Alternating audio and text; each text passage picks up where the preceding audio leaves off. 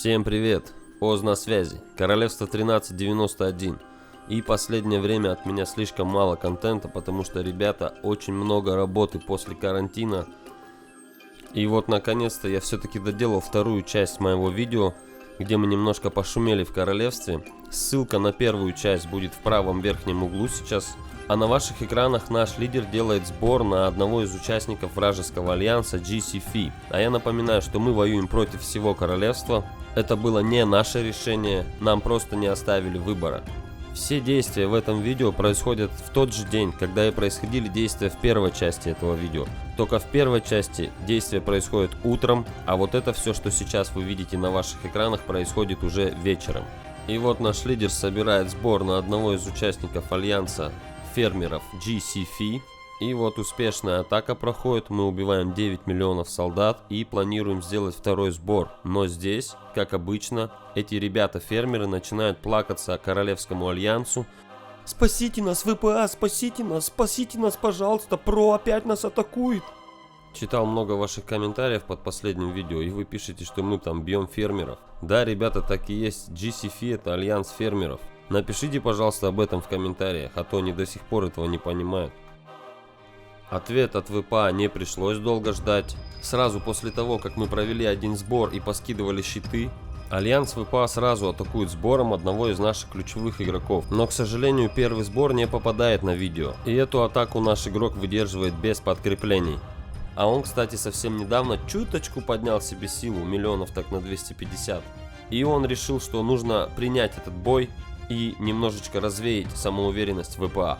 Наш союзник увеличил свое посольство, и наша задача была максимально забить его подкреплениями, что мы и постарались сделать в кратчайший срок, так как был открыт уже второй сбор со стороны Королевского альянса. Отдельную благодарность хочу выразить Стасу за предоставленное видео, и сейчас мы перенесемся в его замок и посмотрим, как все это выглядело со стороны обороны. Итак, все настроено на защиту, и мы готовы принять сбор. Навыки огненного орла включены, чтобы сразу же моментально лечить солдат. Активированы и все другие дополнительные бафы. И как мы видим, два сбора одновременно открыты на нашего игрока. Но, видимо, что-то пошло не так. И наш топовый игрок Food почему-то отменяет сбор. И вот уже вражеский поход летит на наш замок. Происходит атака, и мы успешно обороняемся.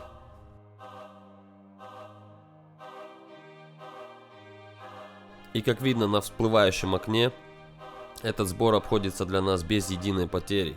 А вот альянсу ВПА становится немножечко больно. Но они не из тех ребят, которые будут плакать по потерянным солдатам или испытывать горечь поражения. У них достаточно сильная и мощная команда, очень много сильных и опытных игроков. Они не один раз участвовали уже в плей-офф драконьего поля битвы. И они готовы пойти на многое, чтобы достичь поставленных целей и задач. Ну а здесь по классике Стас переключается на быстрое лечение и лечит всех солдат в медпалатках. Если вы успели заметить, то медпалатки у него 4 миллиона 300. После того, как все солдаты успешно вылечены, нужно быстро переключиться на оборону, так как сборы не заставят себя долго ждать. Я думаю, не нужно объяснять, что делает наш игрок для того, чтобы ускорить и удешевить лечение. Все сейчас видно на ваших экранах. Если у вас будут вопросы, вы обязательно задайте их в комментариях. Ну а мы ждем сбора от наших топов.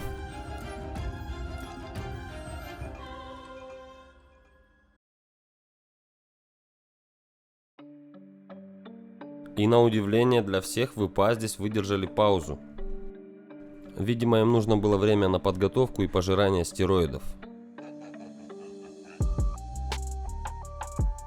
И сейчас вы станете свидетелем самого благороднейшего поступка. Посмотрите, Стас захватывает двух героев игрока, который атаковал его, и отпускает их на волю.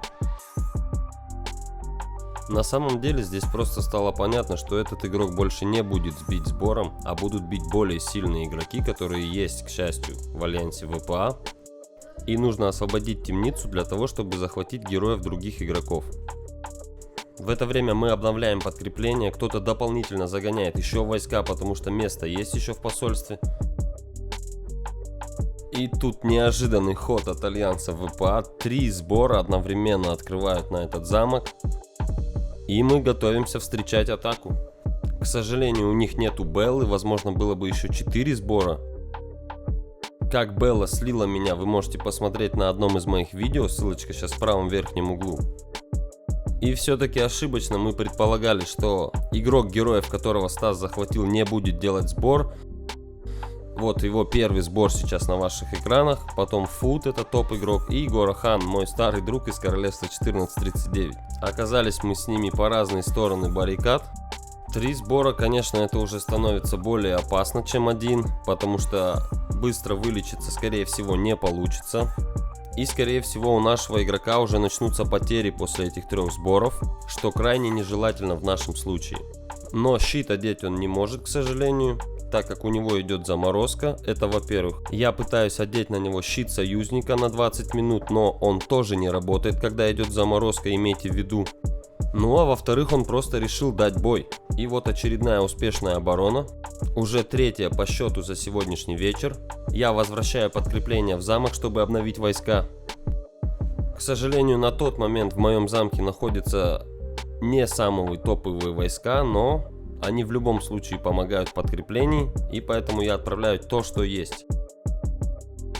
Ну а мы перенесемся на несколько минут назад и вернемся в замок к нашему игроку. Ну и вот те самые 3 сбора. На ходу залетают подкрепления в замок. И Стас сообщает нам, что у него на данный момент нет возможности одеть щит. И именно в этот момент я пробую одеть на него щит союзника, который, напомню, не работает, когда идет заморозка щита.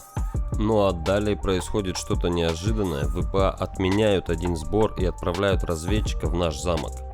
Наверное, они хотят узнать, кто в подкреплении и какие солдаты сидят в замке и ждут атаку.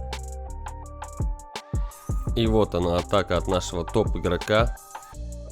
И 2-й сбор уже полный.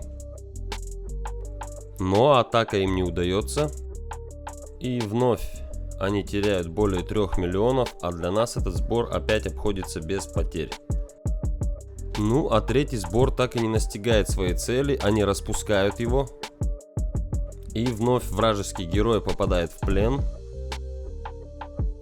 Ну и еще один благороднейший поступок. Герой отправляется на свободу. Потому что Стас в любом случае оденет щит, и герой уйдет назад домой. А шлепать или хлестать героя, это доставляет удовольствие, скорее всего, только любителям БДСМ. Так как никакого, абсолютно никакого урона герою это не наносит. Хотя я наблюдал такие движения за игроками из ВПА, те еще извращенцы. Это была последняя попытка ВПА на сегодня, а для нас это был бесценный игровой опыт. Ну и появилось понимание того, что у нас в Альянсе появился еще 1 замок, который может смело стоять и выдерживать по несколько сборов подряд. Всего 3 ралли понадобилось для того, чтобы приземлить ВПА на землю. Вот такой вот жаркий и горячий денек прошел у нас однажды в игре Clash of Kings. Ну и финальный аккорд. Стас пишет сообщение в чат, что русские не сдаются. Ну и в завершении этого видео хотелось бы сказать, что мы не считаем себя бешеными вояками или супер топовым альянсом. Мы играем исходя из наших возможностей. На данный момент мы воюем против всего королевства, и преимущество явно не в нашу пользу. Королевский альянс ВПА — это огромная, мощная и опытная команда, но мы не сдаемся. Против нас используют все возможные оружия, королевские навыки заморозки атаки, перемещения замков. В нас стреляют из пушек, кидают снаряды, снимают щиты, но это все делает нас еще сильнее и опытнее. Надеюсь, вам понравилось это видео и вы нашли для себя что-то полезное. Оз был на связи. Обязательно оставляйте свое мнение в комментариях, подписывайтесь на канал, кто еще не подписан, ставьте колокольчик, чтобы не пропустить новое видео, а я постараюсь вас радовать хорошим контентом. Всем пока!